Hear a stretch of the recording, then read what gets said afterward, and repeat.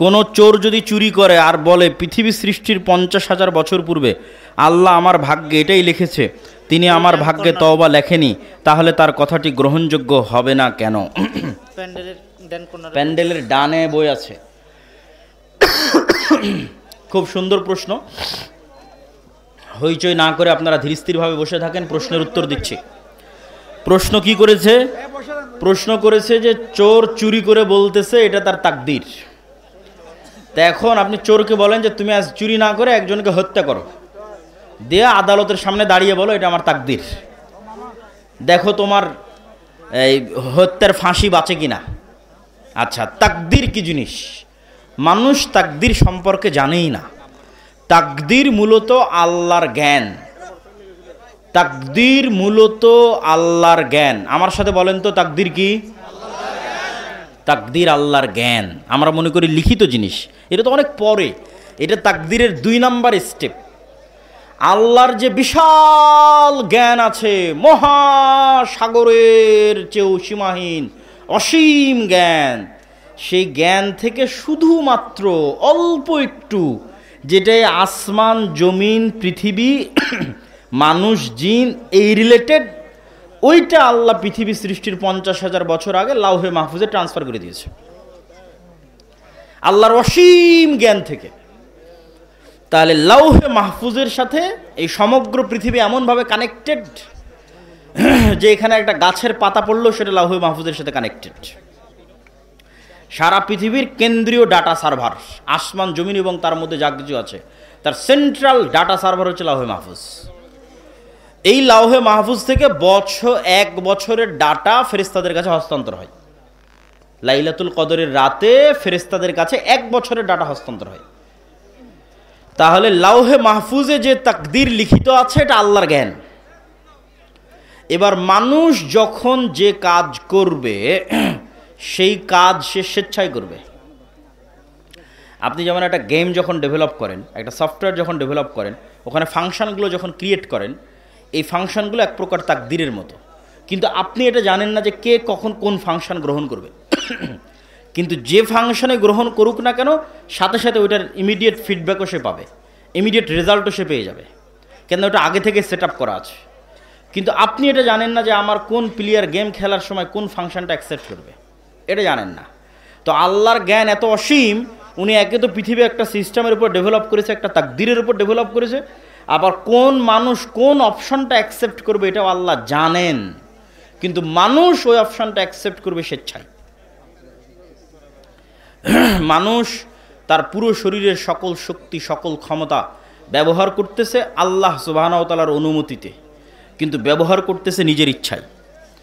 বদরের যুদ্ধে সাহাবী বলতেছে আমার ডানে এবং আমার বামে রজুলান, 2 জন ব্যক্তি যাদের পোশাকে সাদা পোশাক, ইউকাতিলুনা আশাদ্দাল কিতাল মা রাআইতুহুমা ক্বাবলু ওয়ালা বাদ, আমি তাদেরকে জীবনে আগে কোনো দিন দেখিনি, পরে কোনো দিন দেখিনি, তারা ভয়ঙ্করভাবে যুদ্ধ করতেছিল। আল্লাহর নবীকে এসে বললাম এইরকম 2 জন ব্যক্তি যুদ্ধ করতেছে। রাসূলুল্লাহ সাল্লাল্লাহু আলাইহি ওয়াসাল্লাম বললেন এরা 2 জন হচ্ছে স্বয়ং জিবরাইল আর স্বয়ং মিকাইল। স্বয়ং জিবরাইল এবং মিকাইল যুদ্ধের মাঠে অবতীর্ণ হয়েছে। এগুলো শুধু হাদিস নয়, আল্লাহ সুবহানাহু ওয়া তাআলা নিজে কোরআনেও বলেছে, কোরআনের আয়াতটাও বলবো, হাদিসে আরও 2-1টা বলি। খন্দকের যুদ্ধ থেকে যেদিন রাসূলুল্লাহ সাল্লাল্লাহু আলাইহি সাল্লাম ফিরে আসলেন, খন্দকের যুদ্ধ বিজয় হয়ে গেছে, বিজয় হয়ে যেদিন ফিরে আসলেন, ওয়াজা আসসালাহ ওয়াগতাসালা, আয়েশা রাদিয়াল্লাহু তাআলা আনহার হাদিস, সহিহ হাদিস, যে আল্লাহর নবী অস্ত্র রেখে গোসল করতে গেছেন। ইতিমধ্যে জিবরাইল উপস্থিত হয়ে আল্লাহর নবীকে বলছে ফেরেশতারা এখন পর্যন্ত অস্ত্র রাখেনি, আপনি কেন অস্ত্র রেখেছেন? আল্লাহর নবী বললেন কেন অস্ত্র রাখেনি কেন? তো বলে ওই যে 3টা ইহুদি গোত্র যারা গাদ্দারি করেছে, ভিতর থেকে আপনার সাথে চুক্তি ভঙ্গ করেছে, মদিনা সনদ, বাইরের যারা কাফের তারা তো পরাজিত হয়েছে, কিন্তু এই 3টা ইহুদি গোত্র এরা তো মুনাফিক, এদের শাস্তি দিতে হবে, এদের শাস্তি নিশ্চিত করে যুদ্ধ শেষ হবে। রাসূল সাল্লাল্লাহু আলাইহি ওয়াসাল্লাম বাইরে এসে সাহাবীদের বললেন ঠিক আছে বের হও। সাহাবীরা বের হও, যুদ্ধ শেষ হয়নি, ইহুদি গোত্রদের শাস্তি দিতে হবে। এদ্দূর পর্যন্ত আয়েশার বর্ণনা। এবার আনাস রাদিয়াল্লাহু তাআলা আনহুর বর্ণনা শুনেন। আনাস রাদিয়াল্লাহু তাআলা আনহু বলছে আল্লাহর নবী যখন আমাদের বললেন বের হতে, যুদ্ধ শেষ হওয়ার পর আবারও যখন বের হতে বললেন, তখন কাআন্নি আনজুরু ইলাল গুবারি শাতিআন ফি যুকাকি বানি গানাম, যে আমরা এবং আল্লাহর নবী যখন একসাথে বের হচ্ছি তখন আমরা ইহুদি গোত্রের দিকে যাওয়ার পথে আমাদের আগে আগে, যেমন আজকে রাজনৈতিক শোডাউনে 500 মোটরসাইকেল গেলে পিপি পাওয়া যে ধুলা উড়িয়ে যায় শোডাউন দেখানোর জন্য, তো ওই রকম জিব্রাইলের ঘোড়সাওয়ার বাহিনী আগে আগে গেছে। তো জিব্রাইলের ঘোড়সাওয়ার বাহিনী আগে আগে যাওয়ার কারণে তাদের ঘোড়ার পায়ের আঘাতে ধুলা তৈরি হয়েছে, ধুলায় অন্ধকার। তো আনাস রাদিয়াল্লাহু তাআলা আনহু বলছেন, আমরা যে যাচ্ছি তো আমাদের আগে আগে জিব্রাইলের ফেরেশতাদের ঘোড়সাওয়ার বাহিনীর পায়ের আঘাতে ধুলায় অন্ধকার হয়ে আছে। বলেন আল্লাহু আকবার। এরকম অসংখ্য বর্ণনা পেশ করা যাবে যেখানে সাহাবীরা সরাসরি ফেরেশতাদের সাথে ইন্টারাকশন করতেছে। এবং আল্লাহ সুবহানাহু ওয়া তাআলা নিজে কোরআন মাজিদে বলছেন, আন্নি মুমিদ্দুকুম ফাস্তাজাবা লাকুম রাব্বুকুম বিআন্নি মুমিদ্দুকুম আলফাম মিনাল মালাইকা মুরদিফিন, যে তোমাদের প্রতিপালক তোমাদের ডাকে সাড়া দিয়েছে, তোমাদের ডাকে সাড়া দিয়ে কখনো 1000, কখনো 3000, কখনো 5000 ফেরেশতা অবতীর্ণ করেছে যুদ্ধের মাঠে তোমাদের সহযোগিতা করার জন্য। তাহলে গায়েবের একটা বড় পাঠ হচ্ছে ফেরেশতা। ফেরেশতাদের উপর সাহাবীদের ঈমান কেমন ছিল, কতটা তারা ফেরেশতাদের সাথে জীবন্ত এবং বাস্তব ছিল তাদের কানেকশন।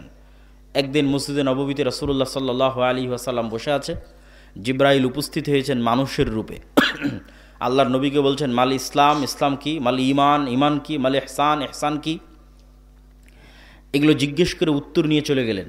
আল্লাহর নবী বললেন, জানো কে এসেছিল? না, আমরা তো জানি না কে এসেছিল। জিব্রাইল এসেছিল তোমাদেরকে দিন শেখানোর জন্য। এরকম অসংখ্য ঘটনায় পরিপূর্ণ হয়ে আছে যেখানে দেখবেন সকাল সন্ধ্যা সাহাবী এবং নবীদের ইন্টারাকশন ফেরেশতাদের সাথে। রাসূল সাল্লাল্লাহু আলাইহি সাল্লাম বলছেন, আজকে আমার বাড়িতে জিব্রাইল আসেনি। কেন আসেনি? বাড়িতে ছবি আছে। লা তাদখুলুল মালাইকাতু ফি বাইতিন ফিহি সুওয়ারা ওয়া কালব, যে বাড়িতে ছবি আছে, কুকুর লালিত পালিত হয়, ওই বাড়িতে ফেরেশতা প্রবেশ করে না।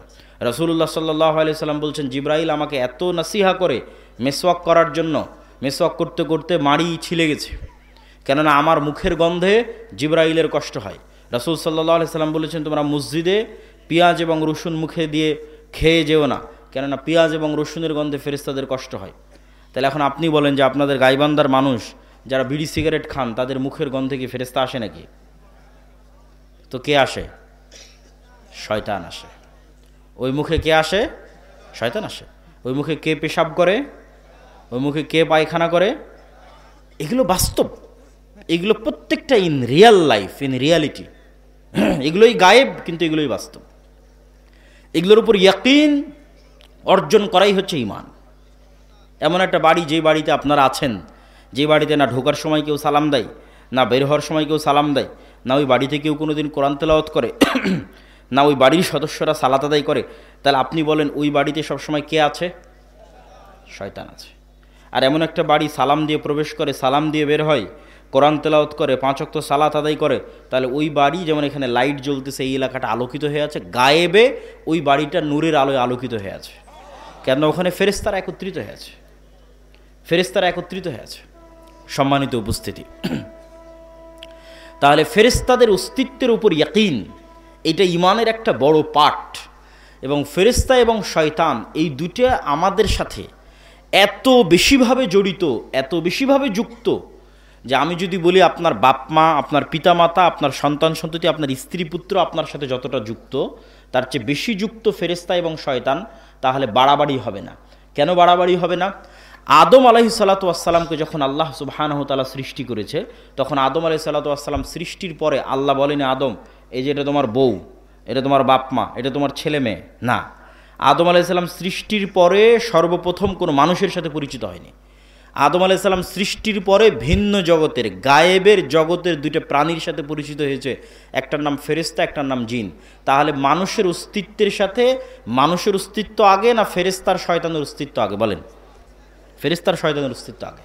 তাহলে আপনার সাথে আপনার বাপ মায়ের অস্তিত্ব, আপনার ছেলে মেয়ে স্ত্রী পুত্রের অস্তিত্ব আগে, না আপনার সাথে ফেরেশতার শয়তান আছে এটা আগে? ফেরেশতার শয়তান আছে এটা আগে। কেন? আপনি যখন প্রথম সৃষ্টি হয়েছেন তখন আপনিও সৃষ্টি হওয়ার পর আগে ফেরেশতাকে দেখেছেন আর শয়তানকে দেখেছেন। এই জন্য এইটাই হলো গায়েব। এইটা যত আপনি জানবেন, গায়েবের লজিকগুলো যত জানবেন, গায়েবের কার্যকরণের সূত্র যত জানবেন, তত গায়েবের মদদ পাওয়ার রাস্তা আপনার জন্য উন্মুক্ত হবে। সম্মানিত উপস্থিতি, বক্তের দ্বিতীয় পয়েন্টে চলে যাই, যেহেতু সময় অল্প। দ্বিতীয় পয়েন্ট আমরা বলেছি নেতৃত্বের বিকাশ। গোলামির অপরপিঠ নেতা। নেতা নন মানে গোলাম, গোলাম নন মানে নেতা। তাহলে আমরা এখন গোলাম মানে আমরা নেতা নই, নেতা হতে হবে। নেতা হলে গোলামি কেটে যাবে। এখন বিশ্বের নেতা অন্যরা আছে, আমরা বিশ্বের গোলাম আছি। বিশ্বের নেতা হলে আমাদের গোলামি কেটে যাবে, অন্যরা গোলাম হবে। তো আমরা যদি বিশ্বের নেতা হতে চাই তাহলে নেতৃত্বের বীজ কি রোপণ করলে নেতা তৈরি হবে, কি বপন করলে ধানের চারা অমুকের চারা এগুলো কোনটা রোপণ করলে কি হয় খুব ভালো জানেন। তো কি রোপণ করলে কি বপন করলে নেতা তৈরি হবে, সেটার নাম ন্যায়পরায়ণতা, সেটার নাম সত্যবাদিতা, সেটার নাম আমানতদারিতা, সেটার নাম ধৈর্যশীলতা। এই 3-4টে দিয়ে নেতা তৈরি হয়। পৃথিবীতে যত নবী রাসূল এসেছে সকল নবী রাসূল জন্মগত সত্যবাদী, আমানতদার, ন্যায়পরায়ণ এবং ধৈর্যশীল। কিন্তু আমাদের মুসলমানদের অবস্থা হচ্ছে আলেম ওলামা থেকে শুরু করে আমরা নিজেরা থেকেও শুরু করে যে আমরাও নেতৃত্বের অযোগ্য, আমরা নিজেরা থেকে শুরু করে সবাই থেকে শুরু করে আমি বলতেছি যে মুসলমানদের আজকের সবচেয়ে বড় সমস্যা কি, মুসলমানেরা মুনাফিক অবস্থায় দিন পার করছে। লাম্মা ইয়াদখুলিল ঈমান ফি কুলুবিহিম, অন্তরে ঈমান প্রবেশ করেনি। বাহ্যিক ইসলাম নিয়ে মনে করছে নিজে ধোঁকা দিচ্ছে, আল্লাহকে ধোঁকা দিতে যাচ্ছে, পরকালকে ধোঁকা দিতে যাচ্ছে। বাহ্যিক ইসলাম কি? 5টা, তার মধ্যে 4টা, সালাত, সিয়াম, হজ, জাকাত। এই সালাত, সিয়াম, হজ, জাকাত মদিনায় হিজরতের পর ফরজ হয়েছে। তাহলে মদিনায় হিজরতের আগে 13 বছর আল্লাহর নবী সাহাবীদের কি শিখালো? সালাতি যখন নাই, সিয়ামে যখন নাই, হজি যখন নাই, জাকাতি যখন নাই, তাহলে মক্কার 13 বছর করলো কি? মক্কার 13 বছর ঈমান বিল গায়েব শিখিয়েছে, ওটা আসল। মক্কার 13 বছর ঈমান বিল গায়েব শেখানো হয়েছে, সত্যবাদিতা, ন্যায়পরায়ণতা, আমানতদারিতা, ধৈর্যশীলতা শেখানো হয়েছে, নেতা বানানো হয়েছে। তারপরে যখন মাঠ রেডি হয়ে গেছে তখন তারপরে এসেছে সালাত, সিয়াম, হজ, জাকাত। এখন সালাত, সিয়াম, হজ, জাকাত তো অবশ্যই আদায় করতে হবে, কিন্তু দুঃখজনক হলো সত্য আমরা এই বাহ্যিক ইবাদতগুলোকে নিজেকে ধোঁকা দেওয়া, আল্লাহকে ধোঁকা দেওয়া, মানুষকে ধোঁকা দেওয়ার মাধ্যম বানিয়েছি। নিজেকে ধোঁকা দেওয়ার মাধ্যম কি? যাক, যা সুদ ঘুষ করলাম এবার হজ করে সব গুনাহ মাফ করে নিই, এটা নিজেকে ধোঁকা দেওয়া। তাহলে ওসি, ডিসি, এসপি, মন্ত্রী, মিনিস্টার, এসিল্যান্ড, সাব রেজিস্ট্রার, যে যেখানে ব্যবসায়ী, যে যেখানে দায়িত্ব পালন করতেছে তার 50%-এরও বেশি নামাজি, তার 60-70%-এর বেশি হয় 1-2 বার ওমরা করেছে, 2-3 বার হজ করেছে, তার 100% অন্তত কোনো মসজিদ, মাদ্রাসা, কোনো কমিটি, জালসা কমিটি এগুলোর সাথে যুক্ত আছে। কিন্তু ওর দায়িত্বের জায়গায় যখন বসতেছে তখন মিথ্যুক, ওর দায়িত্বের জায়গায় যখন বসছে তখন দুর্নীতিবাজ, ওর দায়িত্বের জায়গায় যখন বসে তখন আমানতের খেয়ানতকারী। তাহলে সে মুনাফিক। লাম্মা ইয়াদখুলিল ঈমান ফি কুলুবিহিম, এটা অসম্ভব, জেনে নেন এটা অসম্ভব যে একটা অন্তরে ঈমান বিল গায়েবও থাকবে, মানে আল্লাহর উপর ঈমান, ফেরেশতার উপর ঈমান, পরকালের উপর ঈমান থাকবে, আবার ওই অন্তরে মিথ্যাও প্রবেশ করবে, দুর্নীতিও প্রবেশ করবে, ধোঁকাও প্রবেশ করবে, এটা অসম্ভব। এক অন্তরে এই দুটো একত্রিত হবে না। লা ঈমানা লিমান লা আমানাতা লাহু। তাহলে ওই অন্তরে ঈমান প্রবেশ করেনি, বাহ্যিক আমল আছে, আর সে অন্তরের দিক থেকে মুনাফিক। এটা হলো আজকের মুসলমানদের সবচেয়ে বড় সমস্যা। এই জন্য আমি আমার বহু বক্তব্যে বলেছি আজকের মুসলমানেরা এই যুগের বানু ইসরাইল। কেননা গোলামির মাধ্যমে জাতির চরিত্র পরিবর্তন হয়ে যায়। গোলামি মে বদল জাতি হে কওমো কি তকদির, কওমো কা জমির। আল্লামা ইকবাল বলেছেন গোলামি করতে করতে জাতির স্বভাব চরিত্র চেঞ্জ হয়ে যায়। তো বানু ইসরাইলেরা তো নবীর সন্তান। নবীর সন্তান কেমনে বলে যে আপনি আর আপনার আল্লাহ গিয়ে যুদ্ধ করেন? নবীর সন্তানেরা কেমনে বলে ঠিক আছে শনিবারের দিন মাছ ধরতে নিষেধ করলেন, আজ শনিবারের দিন আমরা বেড়া দিয়ে ঘিরে রাখবো, রবিবারের দিন মাছ ধরবো? 2 নম্বরই বুদ্ধি। তো নবীর সন্তান, তাহলে নবীর সন্তানেরা এই 2 নম্বরই বুদ্ধি শিখলো কোথায়? যখন ফেরাউনের 300-400 বছর গোলামি করেছে, গোলামি করতে করতে স্বভাব চরিত্র পরিবর্তন হয়ে গেছে। কিন্তু মুসা আলাইহিস সালামকে আল্লাহ ওই গোলামদের সাথে বড় করেনি।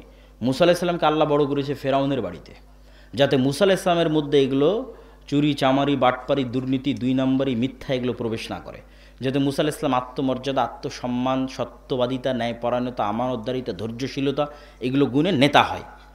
তো মুসা আলাইহিস সালাতু ওয়াস সালাম ফেরাউনের বাড়িতে বড় হয়ে হলেন নেতা। এবার নেতার সাথে পুরো কওম গোলাম। কেন? এই কওম 300 বছর থেকে গোলামি করতেছে, 400 বছর থেকে গোলামি করতেছে, যাদের রক্তের মধ্যে মিথ্যা, ধোঁকা, দুর্নীতি ঢুকে আছে। তাহলে এই জাতিকে নিয়ে এক নেতা কেমনে চলবে? চলতে পারেনি। এক মুসা আলাইহিস সালাম মাত্র নেতা, বাকি সবার মেন্টালিটি গোলাম। পদে পদে মুসা আলাইহিস সালামকে তারা বাধা দিয়েছে। শেষ পর্যন্ত মুসা আলাইহিস সালাম বিরক্ত হয়ে আল্লাহকে বলেছে, আল্লাহ এই জাতির দায়িত্ব আমি পালন করতে পারবো না, আমাকে উঠিয়ে নেন।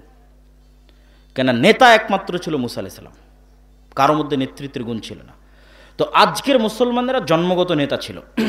কেননা মুসলমানদের আদি পিতা তথা বানু ইসমাইলের বংশধর কোনোদিন গোলাম ছিল না। ফলত ইসমাইলের বংশধর পুরোটাই জন্মগত নেতা। যেমন আব্দুল মুত্তালিব। আব্দুল মুত্তালিব কাফের এবং মুশরিক অবস্থায় মৃত্যুবরণ করেছে, কিন্তু কোনো মায়ের সন্তান দাঁড়িয়ে বলতে পারবে না যে আব্দুল মুত্তালিব কারো 1 টাকা মেরে নিয়েছে। কেউ দাঁড়িয়ে বলতে পারবে না যে আব্দুল মুত্তালিব এখানে ধোঁকাবাজি করেছে। আব্দুল মুত্তালিবের ছেলে আবু তালেব, আলী রাদিয়াল্লাহু তাআলা আনহুর পিতা, কাফের এবং মুশরিক অবস্থায় মৃত্যুবরণ করেছে, কিন্তু কেউ দাঁড়িয়ে বলতে পারবে না যে আবু তালেব কারো 1 টাকার তসরুফ করেছে, আবু তালেব কারো উপর অন্যায়ভাবে জুলুম করেছে, আবু তালেব কাউকে ধোঁকা দিয়েছে। কেন? এরা কোনোদিন গোলাম হয়নি, এরা জন্মগত নেতা, এরা কুরাইশ, এরা ইসমাইলের সন্তান, এরা জন্মগত নেতা।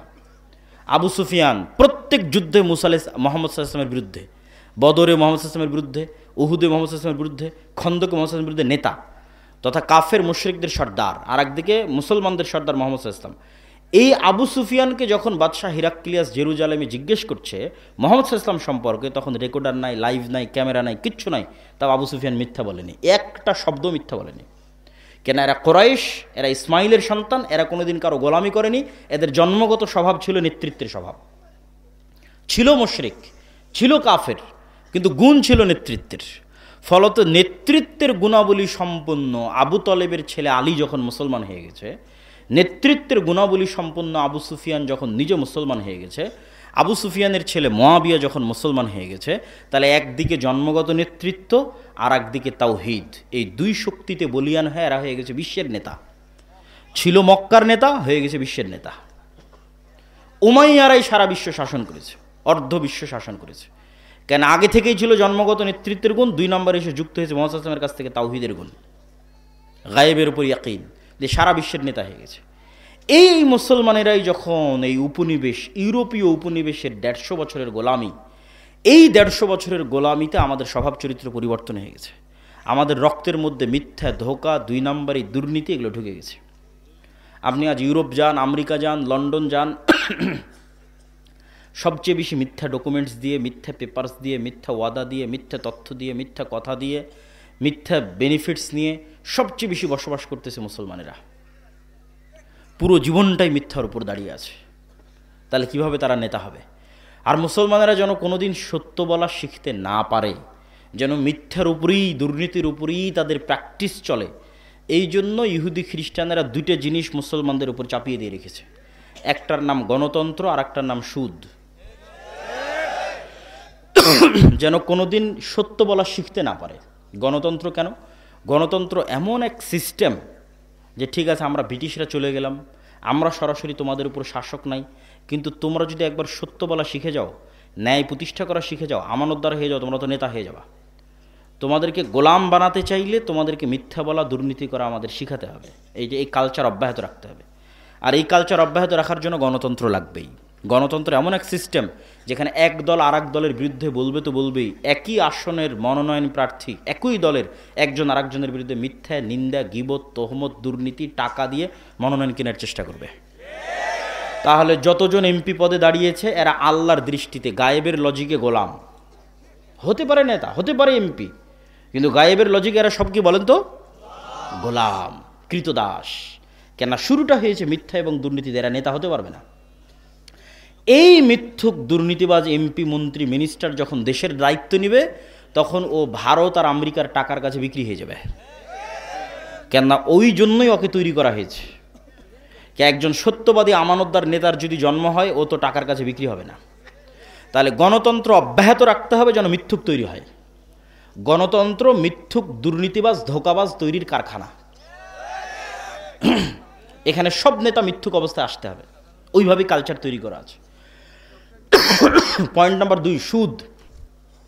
আপনাদের গাইবান্ধার যত মা বোন কিস্তিতে টাকা নিয়েছে, এরা নিজেরা তো মিথ্যা বলে, ছেলে মেয়েকেও মিথ্যা বলা শিখিয়েছে। যে বলো বাড়িতে নাই, বলো কাল দিব, এই সমস্যা, ছেলে মেয়েকেও মিথ্যা বলা শিখিয়েছে। এটা আমি বলিনি, রাসূল সাল্লাল্লাহু আলাইহি ওয়াসাল্লাম বলেছে যে মানুষ যখন কর্জ নেওয়া শুরু করে, মিথ্যা বলা শুরু করে, আর মিথ্যা বললে আর নেতা হওয়া যাবে না, মানে গোলামির জিঞ্জির আর ভাঙবে না। কেন? গায়েবের লজিকে নেতৃত্বের গুণের একমাত্র শুরুর রাস্তাই হচ্ছে সত্যবাদিতা, আমানতদারিতা, ন্যায়পরায়ণতা, ধৈর্যশীলতা। তাহলে আপনি নেতা হতে চান, গোলামির জিঞ্জির ভাঙতে চান, এই গুণগুলো লাগবে। এই গুণগুলো ছাড়া সম্ভব নয়। পয়েন্ট নাম্বার 3, সৎ আমল। গায়েবের লজিকে গায়েবের মদদ পৃথিবীতে টেনে নিয়ে আসার শর্ত যতক্ষণ পূরণ করতে না পারবেন, গায়েবের মদদ আসবে না। আর ভূমিকাতে বলে দিয়েছি গায়েবের মদদ ছাড়া মুসলমানদের বিজয় সম্ভব নাকি? বলেন না যে গায়েবের মদদ ছাড়া মুসলমানদের বিজয় সম্ভব? Full stop. দুনিয়ার লজিকে মুসলমানদের বিজয় সম্ভব নয়, আগেও নয়, পরেও নয়, কিয়ামত পর্যন্ত নয়। একমাত্র রাস্তা আল্লাহর সাহায্য লাগবে। তাহলে আল্লাহর সাহায্য আসার পূর্ব প্রস্তুতি স্বরূপ আল্লাহর সাহায্য পাওয়ার পূর্ব শর্ত পূরণ করতে হবে। তো সাহায্য পাওয়ার পূর্ব শর্তের 3 নম্বর পয়েন্ট হচ্ছে সৎ আমল। যেমন কল্পনা করেন একদল প্রজন্ম যারা ইমান বিল গায়েবে ইয়াকিন রাখে, একদল প্রজন্ম যারা মিথ্যা বলা জানে না, দুর্নীতি ধোঁকাবাজ 2 নম্বরই জানে না, সত্যবাদী আমানতদার ন্যায়পরায়ণ। 3 নম্বর, এই প্রজন্ম মোটামুটি আল্লাহর গায়েবী মদদ অর্জনের যোগ্যতা অর্জন করতেছে। 3 নম্বর, আল্লাহর গায়েবী মদদকে আসমান থেকে টেনে নিয়ে আসতে পারে সৎ আমল। দেখেন রাসূলুল্লাহ সাল্লাল্লাহু আলাইহি সাল্লাম যখন বদরের যুদ্ধে যাবে, কোথায় উনি আল্লাহর নবী, উনি তো মনে করতে পারে যে আমি একবার আল্লাহকে বললেই হলো যে আল্লাহ বদরে বিজয় দরকার। সেখানে উনি সারা রাত ইবাদতে কাটিয়ে দিয়েছেন। আবু বকর রাদিয়াল্লাহু তাআলা আনহু পর্যন্ত ক্লান্ত হয়ে গেছে, এত লম্বা সময় কিভাবে দাঁড়িয়ে থাকা যায় সালাতে, আপনি যথেষ্ট হয়েছে, আর করিয়েন না, ইনশাআল্লাহ আল্লাহ সহযোগিতা করবে। তো মুহাম্মদ সাল্লাল্লাহু আলাইহি ওয়াসাল্লাম রাতে উঠে সালাত আদায় করছেন কেন? এটা গায়েবী মদদ পাওয়ার পূর্ব শর্ত। গায়েবের মদদ যে টেনে নিয়ে আসবে আসমান থেকে, ফেরেশতা যে নামবে, তার পূর্ব শর্ত হচ্ছে রাতের সালাত লাগবে। সৎ আমল গায়েবের মদদকে পৃথিবীতে টেনে আনতে পারে। 5 ওয়াক্ত সালাত অনেক বড় সৎ আমল। আর সৎ আমলের মধ্যে সবচেয়ে বড় সৎ আমল যা গায়েবের মদদকে পৃথিবীতে টেনে আনতে পারে, একটা রাতের সালাত, একটা সকাল সন্ধ্যার জিকির। আল্লাহর সাহায্যকে পৃথিবীতে নামিয়ে নিয়ে আসতে পারে এমন 2টা সর্বশ্রেষ্ঠ টেকনোলজির নাম রাতের সালাত, সকাল সন্ধ্যার জিকির। সকাল সন্ধ্যার জিকির কেন এত পাওয়ারফুল? সকাল সন্ধ্যার জিকির পৃথিবীর সকল অসম্ভবকে সম্ভব করতে পারে। পৃথিবীর এমন কোনো অসম্ভব নাই যে অসম্ভব সম্ভব নয় সকাল সন্ধ্যার জিকির দিয়ে। কেন সকাল সন্ধ্যার জিকির এত পাওয়ারফুল? তার আগে আপনাকে বুঝতে হবে আওয়াজ কেন পাওয়ারফুল। আল্লাহ সুবহানাহু তাআলা আসমান এবং জমিন সৃষ্টি করেছে আওয়াজ দিয়ে, কুন ফায়াকুন। আল্লাহ সুবহানাহু তাআলা আসমান, জমিন, চন্দ্র, সূর্য, তারকা, নক্ষত্র ধ্বংস করবে আওয়াজ দিয়ে।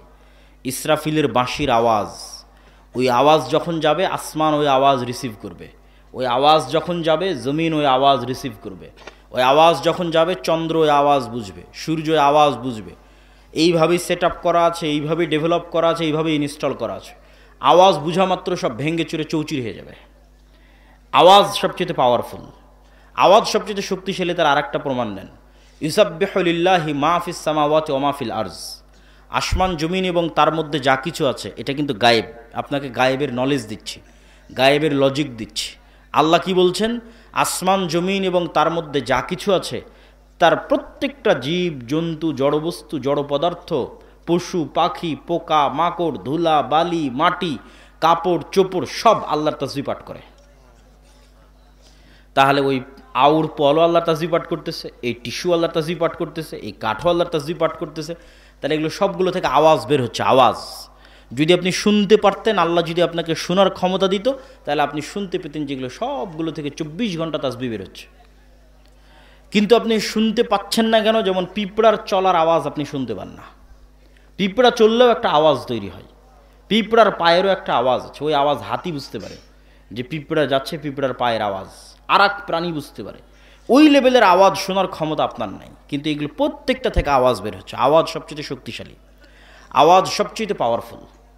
এবং আওয়াজ সবচেয়ে শক্তিশালী এবং সবচেয়ে পাওয়ারফুল দেখেই আল্লাহ অতীতে যত নবীকে যত মজেজা দিয়েছেন, সকল মজেজার চাইতে সবচেয়ে পাওয়ারফুল কোরআন।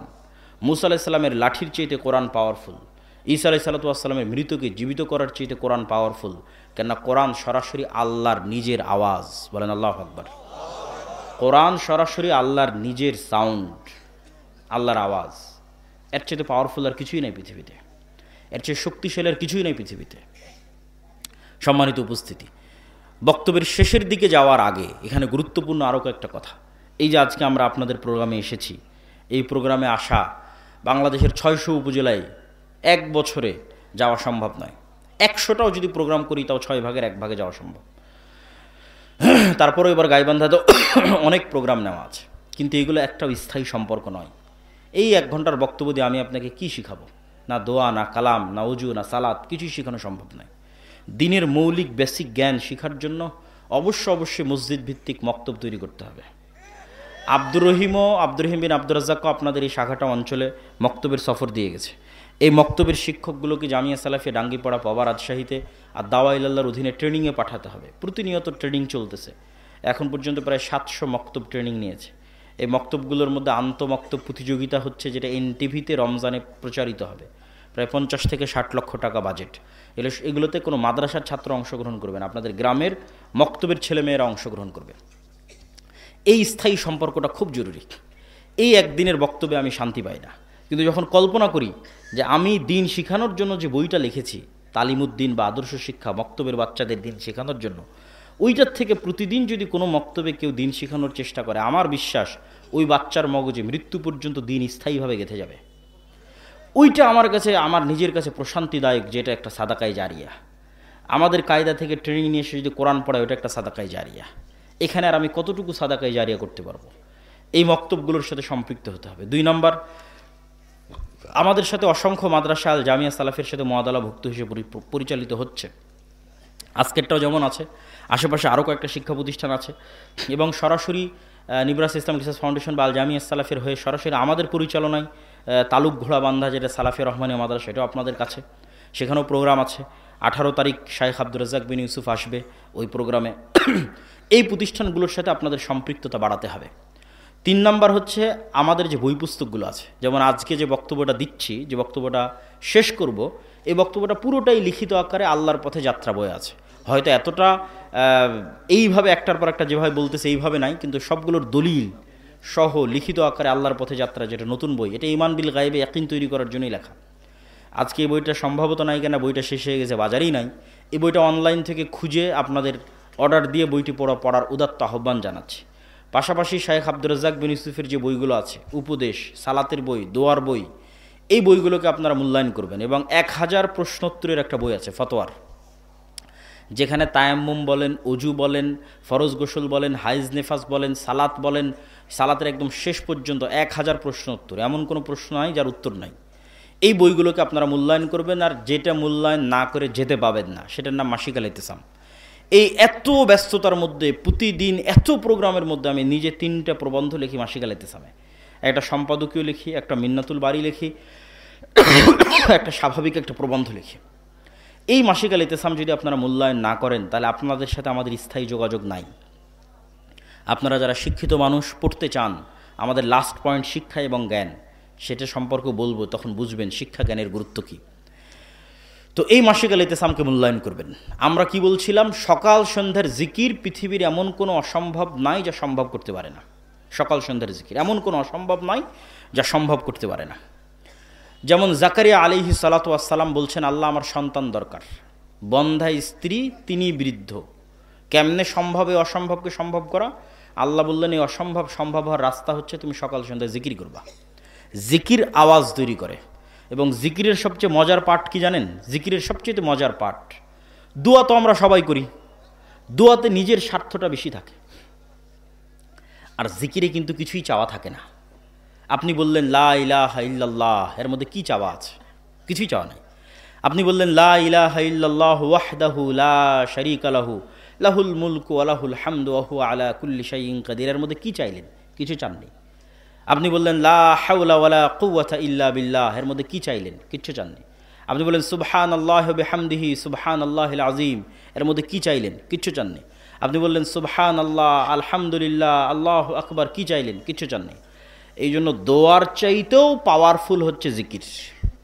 কেননা দোয়াতে মানুষের নিজের ব্যক্তি স্বার্থ একটু হলেও কাজ করে, যে আল্লাহ আমার এটা দরকার, আমার এটা দরকার, আমার এটা দরকার। আর যখন আপনি জিকির করতেছেন, তখন পুরোটাই নিঃস্বার্থভাবে আল্লাহর জন্য। এবং সব ফেরেশতাদের বৈশিষ্ট্য জিকির। আসমান জমিন, জীব জন্তু, পশু পাখি সবাই আল্লাহ সুবহানাহু ওয়া তাআলার জিকির করে, মানে তাসবিহ পাঠ করে। এই জন্য তাসবিহ পাঠ খুবই গুরুত্বপূর্ণ, খুবই পাওয়ারফুল। সকাল সন্ধ্যা, সকাল সন্ধ্যা মানে ফজরের পর থেকে সূর্য ওঠা পর্যন্ত, আর সন্ধ্যা মানে সূর্য ডুবার পরে নয়, সন্ধ্যা মানে আসর থেকে সূর্য ডুবা পর্যন্ত। এটা একটি হারানো আমল, যা আমাদের আদায় করা উচিত। পয়েন্ট নাম্বার 4, মুসলমানদের বিজয়ের জন্য 4 নম্বর পয়েন্ট, শিক্ষা এবং জ্ঞান। মুসলমানরা গোলামি থেকে মুক্তি পাবে, স্বাধীন হবে, নেতা হবে। পয়েন্ট নাম্বার 4, শিক্ষা এবং জ্ঞান। আল্লাহ সুবহানাহু ওয়া তাআলা যে সিস্টেমের উপর পৃথিবী ডেভেলপ করেছেন, এই সিস্টেম উনি ভাঙতে চান না, খুব কম ভাঙেন। যেমন আল্লাহর পৃথিবীর সিস্টেম কি, কাউকে যদি আগুনে নিক্ষেপ করা হয় পুড়ে যাবে, কত বড় আল্লাহওয়ালা তাও পুড়ে যাবে। ইব্রাহিম আলাইহিস সালামের ক্ষেত্রে আল্লাহ সিস্টেম ব্রেক করে আগুনকে থামিয়ে দিয়েছেন। কিন্তু আসহাবুল উখদুদ সূরা বুরুজের ঘটনা পড়েন, ওদেরকে আগুনে নিক্ষেপ করা হয়েছে, আগুন ওদের জ্বালিয়ে দিয়েছে। আজ গাজা থেকে আল্লাহওয়ালা মানুষ নাই, পরহেজগার মানুষ নাই? আফগানিস্তানে কি আল্লাহওয়ালা পরহেজগার মানুষ ছিল না? আল্লাহ তার সিস্টেম ব্রেক করেন না। এই সিস্টেমের উপর পৃথিবী ডেভেলপ করা আছে। ছুরি দিয়ে যদি একটা আল্লাহওয়ালা মানুষকেও কাটা হয় কেটে যাবে, একটা পরহেজগার মানুষকেও কাটা হয় কেটে যাবে, কেন ছুরি ওই কাজের জন্যই তৈরি করা আছে। তাহলে পৃথিবী আল্লাহ ডেভেলপ করেছে, পৃথিবীতে আল্লাহর সুন্নাত এটা যে জ্ঞানী হবে ওর ক্ষমতা।